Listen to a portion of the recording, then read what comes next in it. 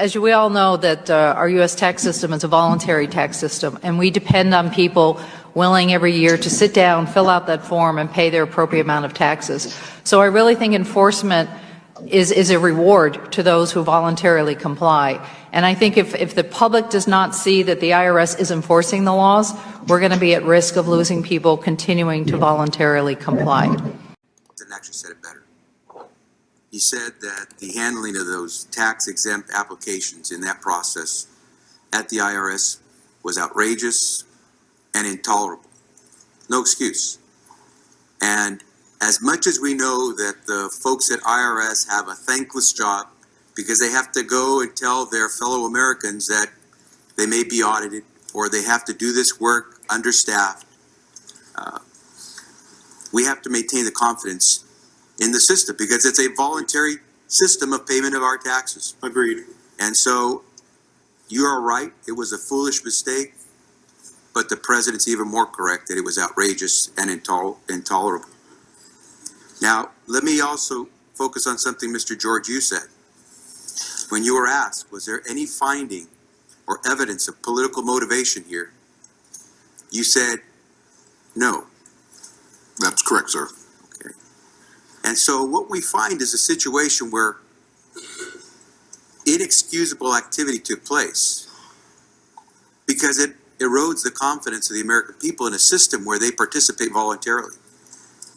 And if there's a place in public service where you have to have the highest level of conduct and standards, it's at the IRS. And so, Mr. Miller, I think it's unfortunate for those who are in positions of authority, but the buck has to stop somewhere. And I think that's exactly what we're saying. That should not diminish the good work that has been done by anyone within the IRS over the years.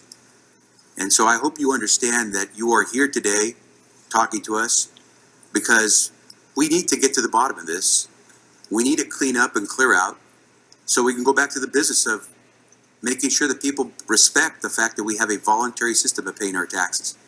Income tax in the UK first started in 1799 as a temporary measure to cover the costs of the Napoleonic Wars. It is still a temporary tax today, which expires each year on the 5th of April and has to be renewed as a provision in the annual financial bill. Income tax was withdrawn in 1816, but was re-established in 1842 and has stayed since. Because of this, human beings are the only creatures on the planet that pay to live on it. The government does not own the product of your labor.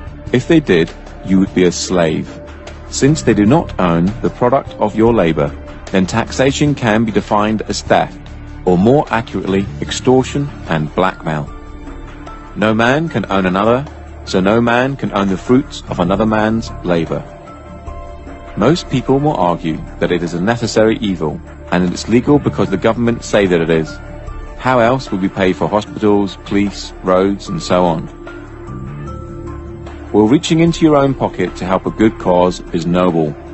Reaching into someone else's pocket under the threat of force is despicable. Here is a quick analogy. I run a construction firm, and I knock at your door and demand £10,000 to build an extension, or I'll take all your stuff and throw you in a cage. Essentially, that's what the government do when they tax you. They say they're going to supply you with services and protect you, but if you don't pay them, just like the mafia, they are the ones that come after you and use force and violence to get the money out of you. The trouble is, most people never look at these situations from these angles, and so rarely see the deception that is constantly being pulled over our eyes. A large percentage of all the tax you pay is used on war, bailing out the banks, and paying off the national debt.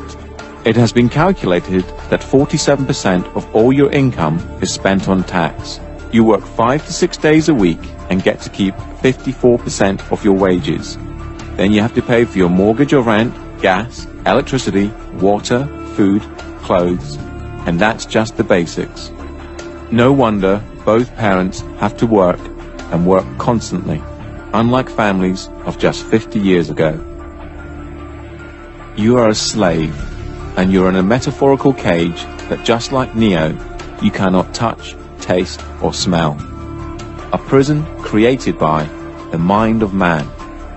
Governments essentially run human farms and feed you the perception of freedom. Governments do not make money within themselves. The government's primary function is to trick money out of your pocket and feed it into their business, so they can carry on with wars, deception, and human farming, all in plain sight.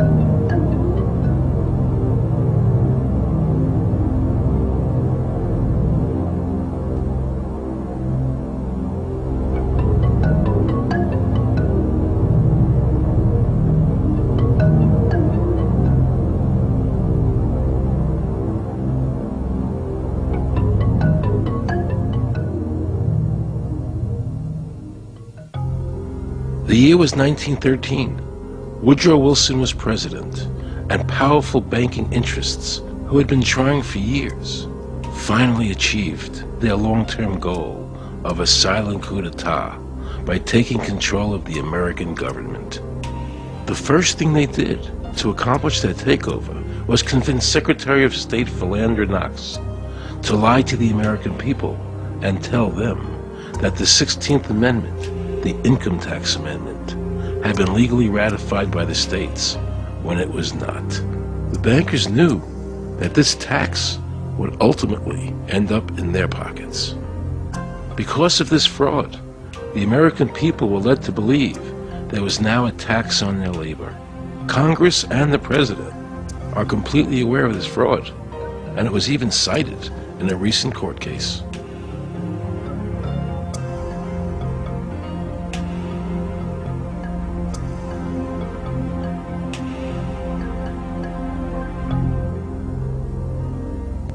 That very same year, the bankers committed their second and by far the most diabolical fraud ever perpetrated on the American people by bribing senators to pass the Federal Reserve Act without the required constitutional amendment. All in favor, say aye. They did this during Christmas vacation, when many senators were home celebrating the holidays with their families. And that's how the unconstitutional Federal Reserve Act came into being. They were very clever, and they understood that whoever issued the money for America would control the government. The bankers won, and the American people lost, because most politicians will sell their soul for $1. And now the Federal Reserve could issue dollars legally. As Mayor Rothschild said, "Give me control of a nation's money supply, and I care not who makes its laws." He knew that he and the other bankers would now control the laws of the nation. Government gave these bankers one of its most important powers, and now had to borrow money from them and pay interest to finance the government. So the American people were forced to lower their standard of living and pay a graduated income tax to the government, just so the government could give these bankers more profits. President Woodrow Wilson, who signed the Federal Reserve Act into law, later said, in regret, "I am a most unhappy man. I have unwittingly ruined my country. A great industrial nation is now controlled by its system of credit.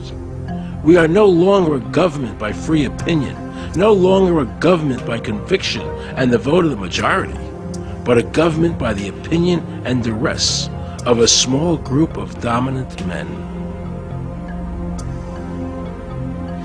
The Federal Reserve was created by Congress in 1913, and it was entrusted with the power granted originally to the Congress by the U.S. Constitution to coin money and regulate the value thereof.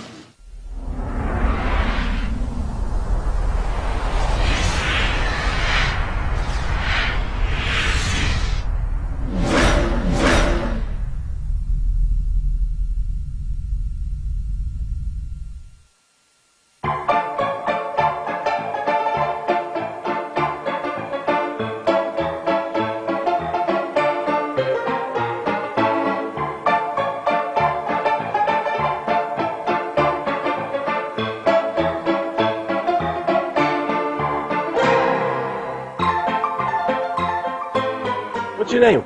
Jan Crafting? Hi, Jen. I'm Aaron Russo. I produced the movie Is this a joke? Am I going to No, it's not a joke. Okay, good. No. I produced the movie Trading Places with Eddie Murphy and The Rose with Bette Midler, many movies. I'm doing a feature film. And my film is about my quest to find out whether or not people pay income taxes. Do you pay an income tax? Yes, I do. You do? Yeah. Have you ever seen a law that requires you to pay an income tax? Have I ever read it? You mean in the page, black and white? No, no. So you pay the income tax, I assume? Of late. Well, actually, no, I didn't file last year, but, I'm sorry, is this on film? No, I paid my taxes. My question to you is, have you ever seen a law that says you have to pay an income tax?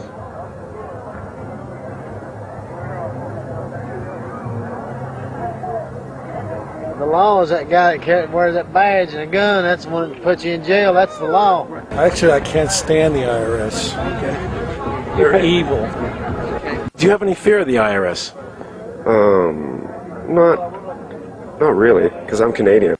I think it's actually unconstitutional, is what I've heard. But to avoid any hassle, I pay it. If there was no law and I wasn't afraid of them coming and taking me to jail, absolutely, I wouldn't pay taxes. Okay, then no, I wouldn't pay income taxes. Oh. It's a no-brainer. You wouldn't pay. I wouldn't pay it. Why would anybody? Because they, that's what they tell us we must do, else we're bad Americans. Would you pay it? No. Would you pay it? No. Why would you pay taxes if you don't have to? What if I told you that all your money that the income tax that's paid into the income tax just goes to pay the interest on the national debt? That's incredible. That's truly incredible. I thought it was for infrastructure and all the other stuff. The income tax is not legal because it would be a direct tax and it is not apportioned as the Constitution demands. If it's against the Constitution, then why are we doing it?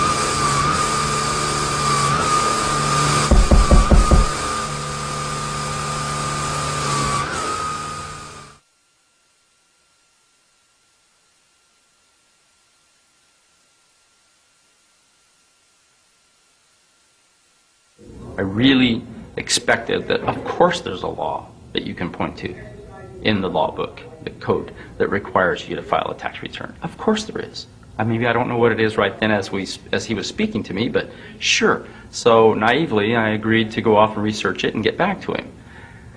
3.5 months later, I was at that point where I couldn't find the statute that clearly made a person liable, at least not me and most people I know. And I had no choice in my mind except to resign. I had to leave the IRS because I presented evidence that I had accumulated indicating that the agency was violating the law and violating people's rights. And I asked the agency for a response to my sincere concerns. And the answer I got was that they would not respond to my concerns and that they would provide me with the paperwork necessary to tender my resignation.